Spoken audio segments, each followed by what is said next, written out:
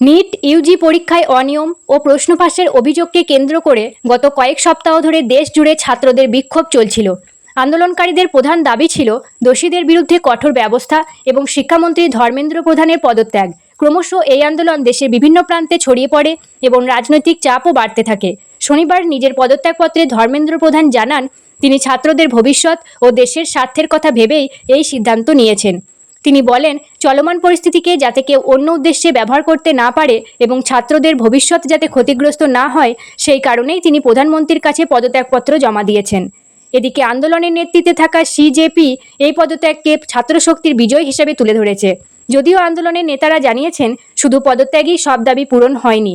শিক্ষা ব্যবস্থার সংস্কার সহ বাকি দাবিগুলো পূরণ না হওয়া পর্যন্ত তাদের আন্দোলন চলতে পারে। ধর্মেন্দ্র প্রধানের পদত্যাগ ভারতের সাম্প্রতিক রাজনীতিতে একটি গুরুত্বপূর্ণ ঘটনা হিসেবে দেখা হচ্ছে। এখন সবার নজর নতুন শিক্ষামন্ত্রী কে হন এবং শিক্ষা ব্যবস্থার সংস্কারে কেন্দ্র সরকার কী পদক্ষেপ গ্রহণ করে। এই ঘটনার পর দেশের রাজনৈতিক ও শিক্ষাক্ষেত্রে নতুন সমীকরণ তৈরি হবে কিনা, সেটাই এখন দেখার।